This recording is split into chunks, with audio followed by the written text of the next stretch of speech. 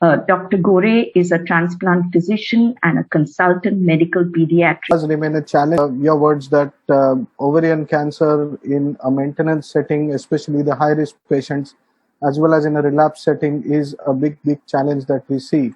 I'm just going to share my screen now and we start off. So today I am going to be speaking about PARP inhibitors in ovarian cancer, what is the clinical evidence and the therapeutic potential. So we need to understand that there are certain genetic drivers for high-grade epithelial ovarian cancer development, and in those specific things, we look at PARP inhibitors and the homologous recombinant deficiency. We know that there are DNA single-stranded breaks which occur at all times in the cells, and the PARP does repair and detect them. And during these replication process, these unrepaired single-stranded breaks are converted to double-stranded breaks. This essentially happens by the PARP1, which detects these single-stranded breaks. There is inhibition of PARP1 enzyme, which basically impairs the recruitment of the proteins. There is trapping of the PARP1 to the DNA, which causes the stoppage of the replication fork and thereabout brings about the lethal double-stranded breaks to bring about cell death. When we look at the germline drivers for epithelial ovarian cancer, this was a study which was published way back in 2011 by Walsh et al. And they evaluated 360 subjects and they did NGS sequencing for all these patients. And there they found that overall in the population, the entire mutation rate was about 24%. Of those 24%, 18% were coming under the BRCA1 or the BRCA2.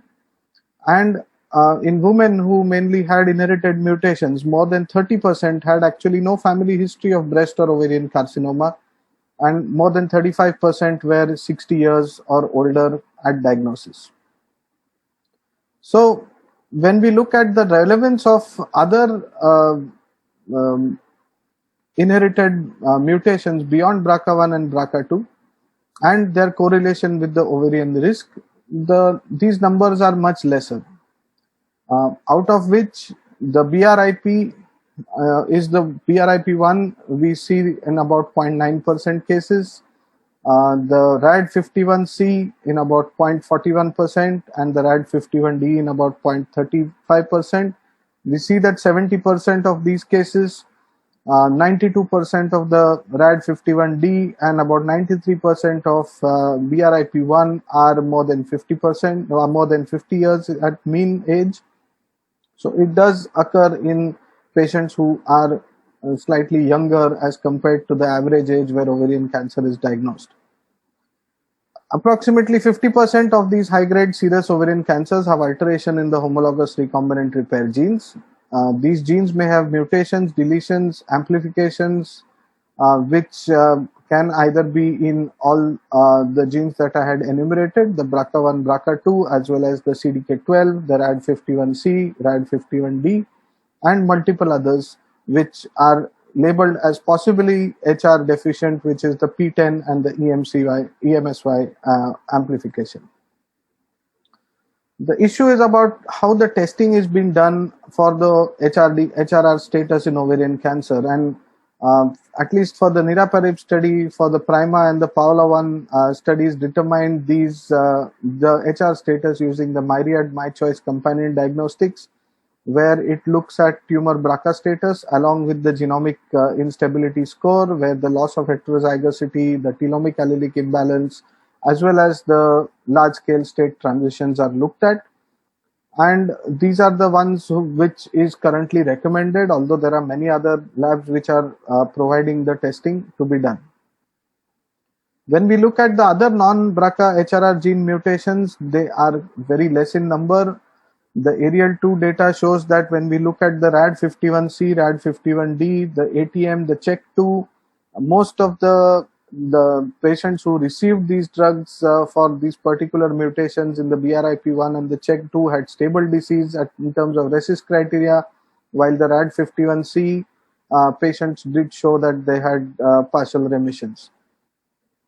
There is also a CLEO trial looking at academic HRD testing in ovarian cancer, and there were only 2 out of 10 confirmed responses in patients with RAD51 mutations, none in the other non-BRCA HRR mutations. So there is actually a limited value of multi-gene non-BRCA HRR panel for somatic PARP inhibitor test sensitivity, but it is something which we will need to evaluate for identifying those 4 to 6% patients who are germline negative but can be somatic mutation positive. So as Dr. Shona Nag put rightly said in her talk, there have been multiple PARP inhibitors which have received FDA approval. Olaparib has received the initial approval for the germline BRCA mutant relapsed ovarian cancer in 2014. And now, as we've seen last year, that niraparib first-line maintenance and the olaparib with bevacizumab in first-line therapy as maintenance have been approved. So what are the certain drug-specific factors which influence the choice in PARP inhibitors? We know that pharmacologically these PARP inhibitors differ in terms of the biochemical property. So it's extremely difficult to extrapolate data of one study versus the other. Each PARP inhibitor, it is essential that we assess the use of this PARP inhibitor based on the approved indication and what is the data which is backing that indication. The biochemical properties actually do not suggest the clinical efficacy, because we've seen that there is considerable amount of difference between each. We've seen that patients who are on niraparib, the bioavailability is about 73% as compared to rucaparib, which has only a 36% bioavailability. The mean half-life in niraparib is about 36 hours as compared to 14 hours in the olaparib, and the rucaparib about 26 hours. The major metabolism also is through the cytochrome P450 system for the olaparib and rucaparib, while niraparib doesn't have that. And tissue distribution also wise, if we see, they do vary amongst each other. So this paper in New England Journal and also in Nature tested a preclinical hypothesis questioning whether PARP inhibition concentration, does it matter? And niraparib has also been studied in patients who are BRCA wild type, and they've shown that concentration plays an important role in the activity, with a lower activity of PARP inhibitor concentration required in the mutant population as compared to the wild type, where higher concentrations of the drug may be required. There is also reduced sensitivity of BRCA wild type tumor cells to PARP inhibition, which also suggests that the concentration is important. In the same 2005 Nature paper, the tumor cell lines without a BRCA mutations were less sensitive to PARP inhibition, but they responded to higher concentration of PARP inhibitors, leading to cell death. So when we look at the dosing and the dose modifications, we know that olaparib available as capsules or tablets. The dosing for the capsules is 400 BD, tablets is 300 milligram twice a day. Rucaparib is available as oral tablets. Dosing is a standard 600 milligram twice a day, and niraparib is available in capsules of 100 milligram, which is a dose of 300 milligram daily. The dose modifications are required for olaparib if there is renal impairment or if there is concomitant cytochrome P3A inhibitor use. Patients on olaparib need to monitor blood counts at baseline and then monthly, and the adverse events are across the board are managed through either dose reductions or dose interruptions. For rucaparib, there are no starting dose modifications. It also does require a CBC monitoring every monthly and baseline. And for niraparib, the dosing is as if patient's body weight is less than 77, then we start with 200 milligram daily. Or if the platelets are less than 150,000, then the starting dose is 200 milligram daily. Blood counts are monitored. BP and heart rate are also monitored because it does have certain cardiac toxicities. When we look at the patterns of toxicity and what can influence, when we look at fatigue, nausea, anemia, these are common across the board. The neutropenia, thrombocytopenia are slightly higher with niraparib. Diarrhea, headache, insomnia, and altered taste is more common with the olaparib arm. And the liver function derangement or a skin rash and hypertension developing is common in the others. So looking into what the data for PARP inhibitors in recurrent ovarian cancer, we've shown that there has been single agent PARP inhibition activity in patients with BRCA mutation.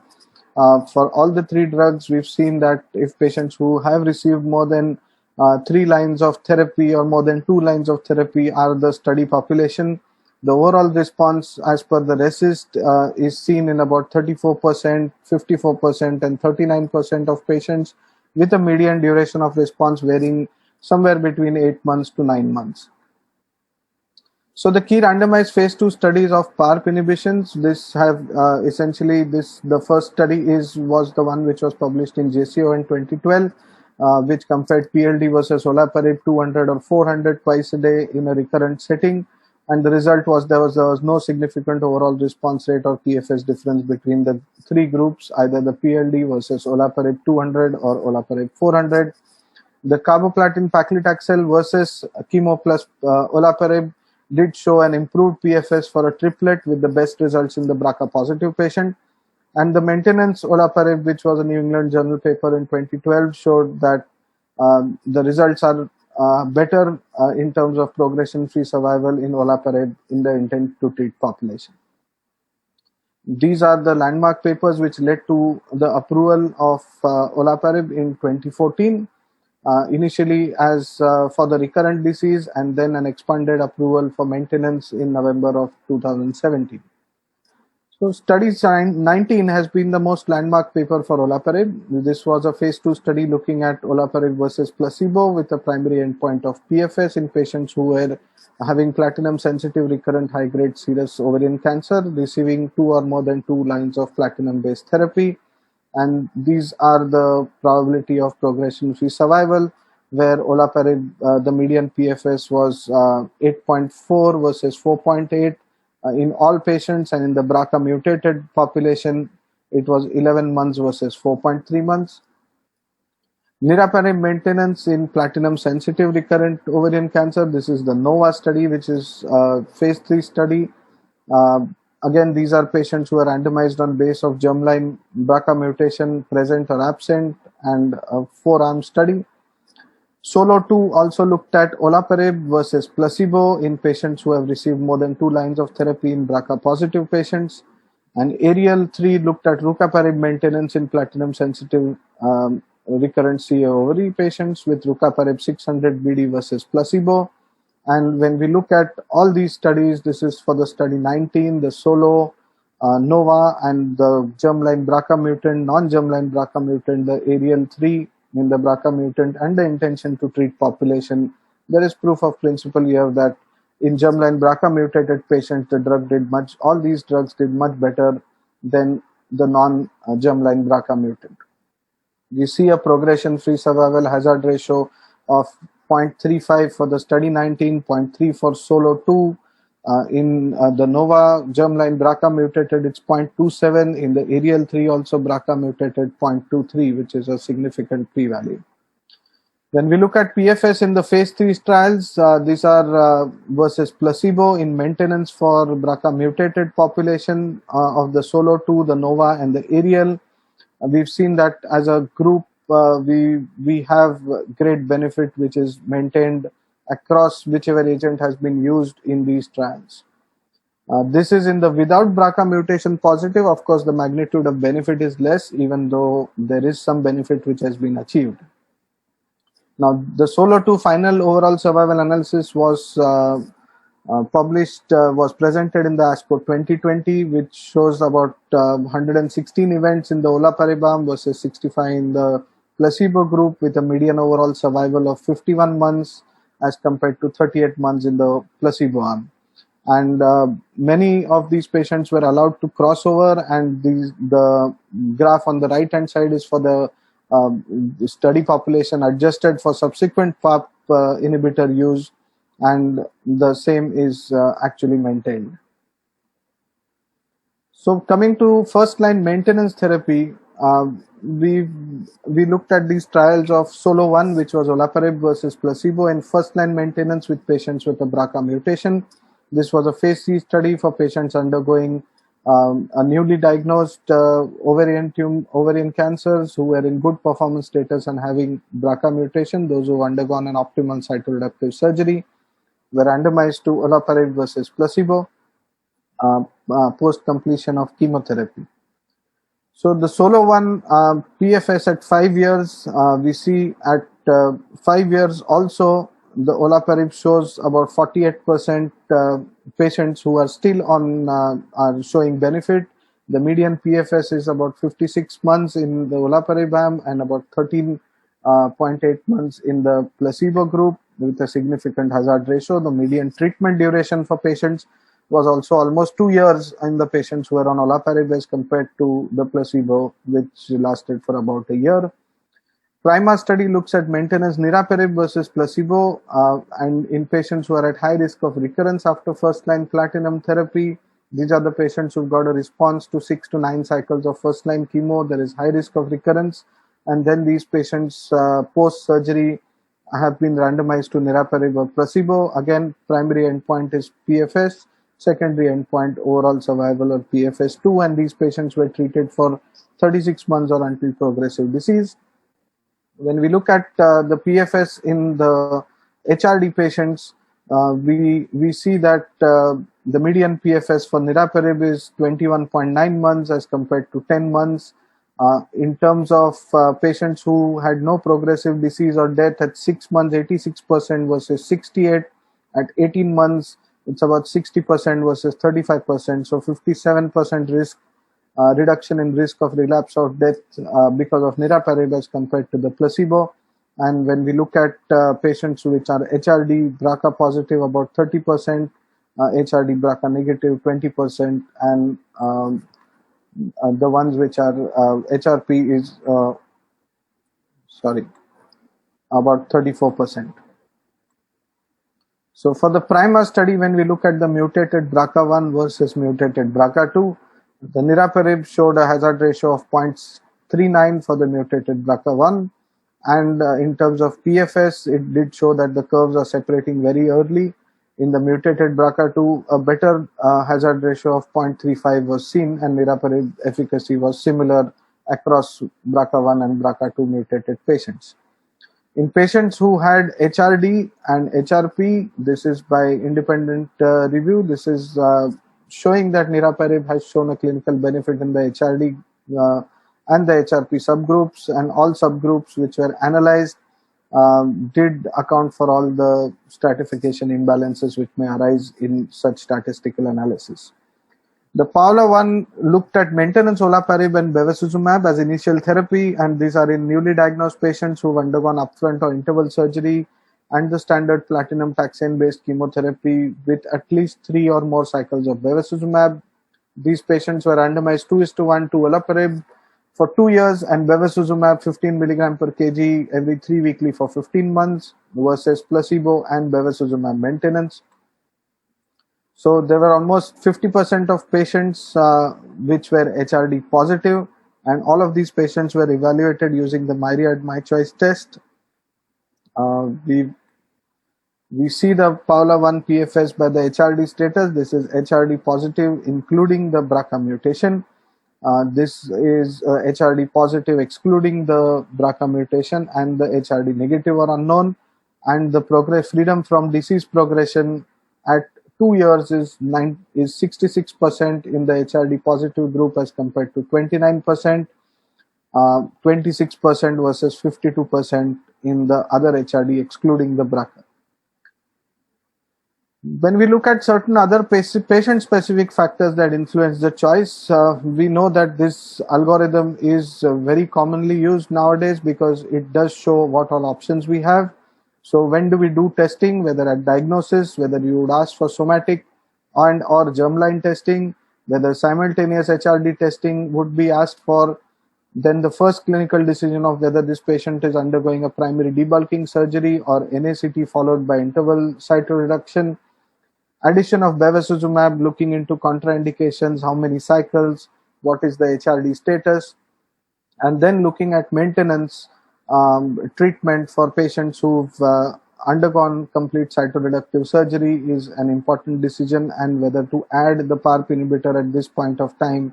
We do have data to support that if a patient has not received bevacizumab and is BRCA mutated, we should be adding PARP inhibitor based on the SOLO and the PRIMA data. If there is HR proficient, we should still add the PARP inhibitor or just observed on basis of the PRIMA study. If bevacizumab has been used during chemotherapy and in maintenance, it does make a case to add PARP inhibitor to the bevacizumab maintenance based on the results of the PALOA-1 trial. And in hormone HRP patients, we would just continue bevacizumab and not actually add the PARP inhibitors in this. There are guidelines to support the use. ASCO guidelines looks at maintenance therapy in first line, maintenance therapy in second line, and also for recurrent epithelial ovarian cancers. And we need to improve the outcomes to look at certain pathways through which we overcome the resistance to PARP inhibitors, which actually is going to improve the benefit of PARP inhibitors. So when to decide, how to decide? One, as I discussed, ovarian cancer, BRCA mutation is the strongest predictor of response to PARP inhibitor response. The wild type patients, HRD is almost as predictive for PARP effectiveness as the BRCA mutation. Non-BRCA HRR mutations are of minimal value to predict the PARP response. Amongst those, I would look at the RAD51C as one of the major mutations that I would be looking out for. We know that the knowledge of BRCA and the HRD status available at diagnosis is very important, and besides these genetic results, patient-related factors also do play an important choice in choosing the PARP inhibitors. And last thing to remember is that these drugs do have different bioavailability profiles and metabolisms. So side effect profile wise, we need to decide how to go about choosing an optimal drug for optimal patient. Thank you very much. Thanks, Advait. That was a very clear and concise recap of PARP inhibitors, and I'm sure we'll have lots of discussion later. So thank you for your talk. And we'll go on to the next lecture. Let me invite Dr. Tejinder Singh, who is next. He's a consultant medical oncologist at Apollo Hospitals, Navi Mumbai. And he is going to discuss optimal management strategies and give us some practical considerations for therapy. Thank you, madam. Thank you, madam. So I'll be discussing mainly the management strategies and how do we practically look at how these drugs cause different side effects and how do we manage it. So Advait had given a very beautiful description which are the patients where we are supposed to use the PARP inhibitors. There are certain recommended guidelines where they need to be used in the maintenance in stage 4, also with BEV and without BEV. Also now the indication has come up in patient even if the patient do not have a specific mutation also. So what I'm going to talk about is basically looking at how do we manage the adverse effects of PARP inhibitors. Like madam had mentioned previously, and these drugs are not so easy to use. You know, a good number of patients, they will have side effects, and important thing is how do we manage it. So there are 3 to 4 side effects which are very prominent: nausea, vomiting, fatigue, anemia. Apart from anemia, you can have neutropenia and thrombocytopenia. Altered taste, raised creatinine, headaches and giddiness. And there are certain side effects which are more prominent with another PARP inhibitor like niraparib, where you can see insomnia and hypertension on the slightly higher side. Also, niraparib has been, wherever it has been used or wherever rucaparib has been used, this liver dysfunction and raised cholesterol is something which we tend to see.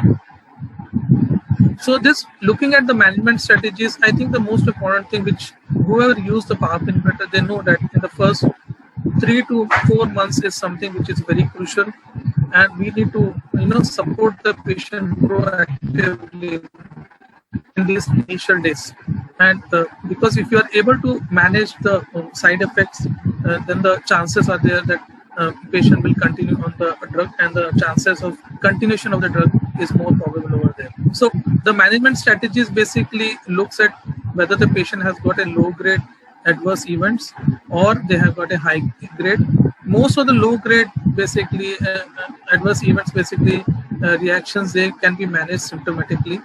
And those patients who have got high grade, many times they require either dose interruption or modification if it is required. So this is a SOLO 1 trial, basically, which was a global randomized multicenter trial, which looked at the role of olaparib in a 300 milligram twice a day dose in specific group of patients, and the treatment with olaparib was continued for up to 2 years or until disease progression. And patients who had evidence of disease that remained stable, they were allowed to continue olaparib beyond 2 years. So my slides today basically will be looking into looking at how do we manage the side effect, because Advais has already covered other parts. So when you look at adverse event management flow, like I said, you have to define whether it is a low grade or whether it is a high grade. Most of the low grade side effects, they can be managed in a supportive way by given in line with the local practice. So SOLO 1 basically gave a very beautiful description about how do we manage these side effects. So, and if suppose the side effects are quite adverse, you can think about dose interruption for a maximum of 14 days. It can go up to 4 weeks also. And later on, after 2 weeks, you can re-challenge with the same 300 milligram BD dose. And if it is still patient is having persistent symptoms, you can reduce 50 milligram dose to 250 milligram. Remember, it is available in 150 and 100. So the initial reduction, normally most of the time we do is that we reduce it from 300 to 250 milligram twice a day. And if further it is required, the SOLO 1 basically, the maximum reduction was up to 200 milligram twice a day. And even if after 200 milligram per day, the adverse events are more than grade 3 and 4, then you have no other option but to discontinue. We'll try to see how many patients basically ultimately led up to treatment discontinuation. So this is a flow chart basically which gives you the number of patients and treatment over particular months. So you can see over here the red one, the black one is 300 milligram twice a day, and even up to 24 months you have more than 16% patients who are taking 300 milligram per day.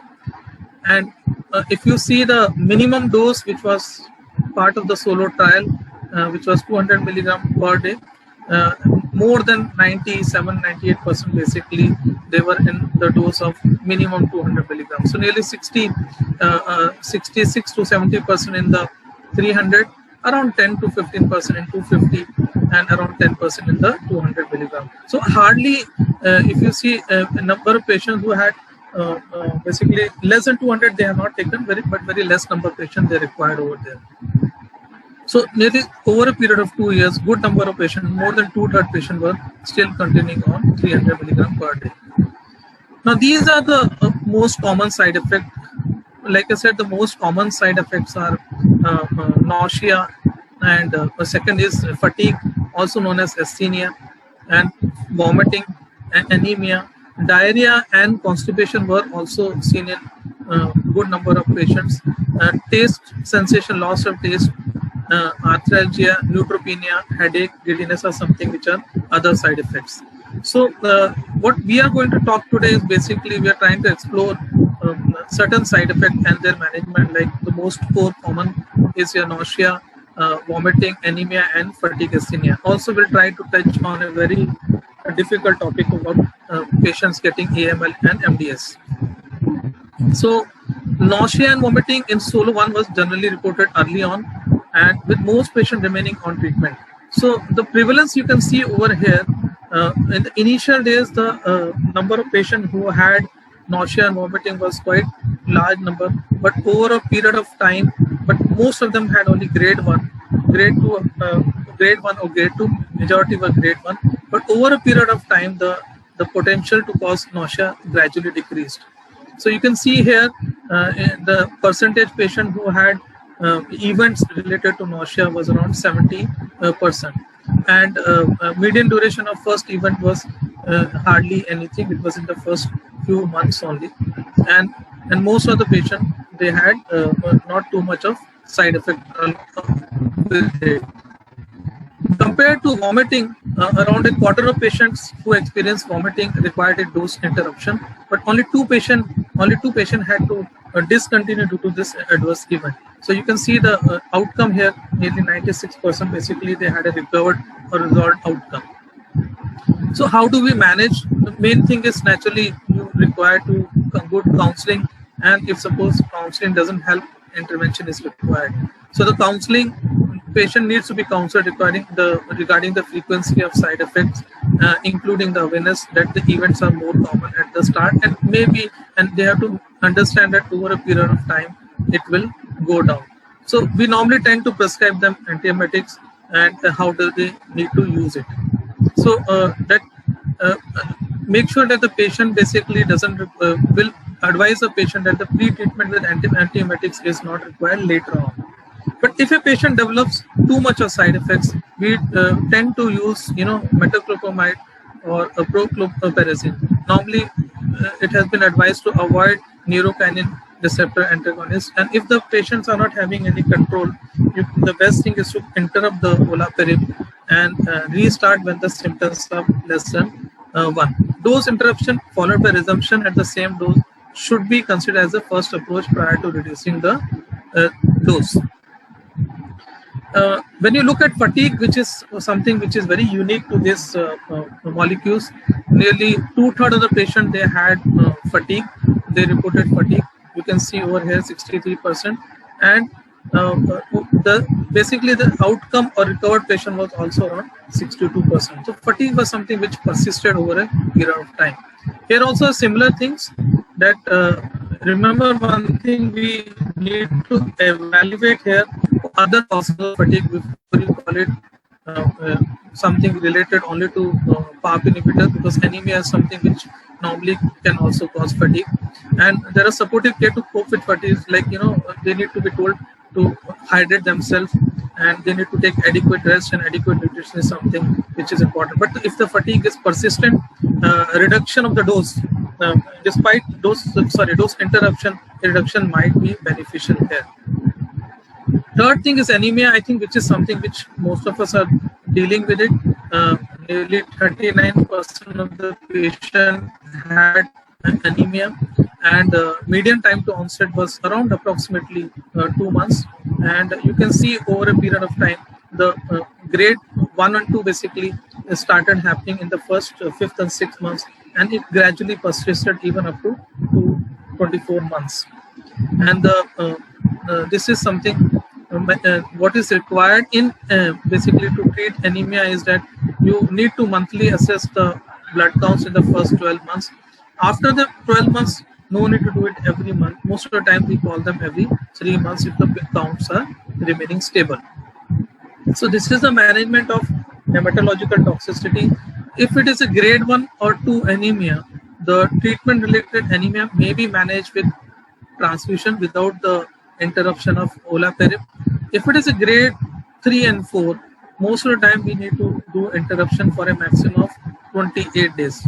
That is 4 weeks. If the toxicity resolves to less than grade 1, we can think of restarting at a lower dose. If it is still not resolving, and then you can think about 2 dose reduction.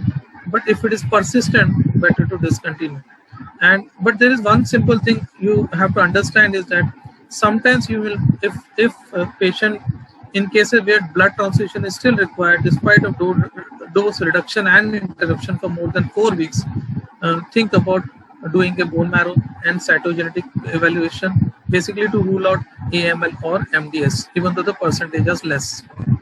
So this is just to give you a description about when it is used in a newly diagnosed cases in a SOLO-1 and FOLLOW-1 study, and the chances of developing an AML, MDS in patient where it was used in the recurrent setting. You can see in a recurrent setting in a SOLO-2 and study 19, the percentage was slightly on the higher side as compared to a patient where we are used in the maintenance setting in a newly diagnosed cases.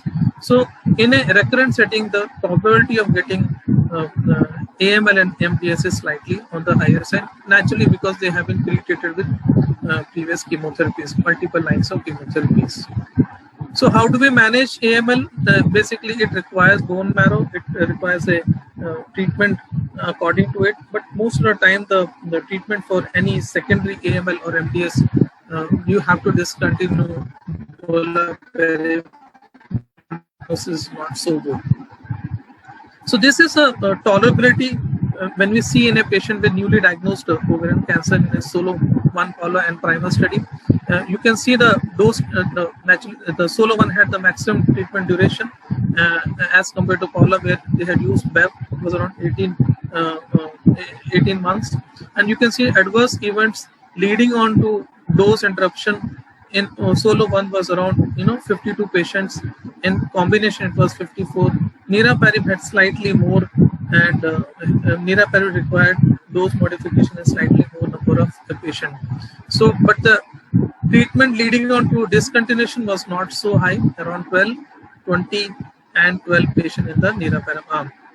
But remember, this is an indirect comparison between the studies, and you can, since we do not have a head-to-head data, this is not an appropriate way to look at the figures.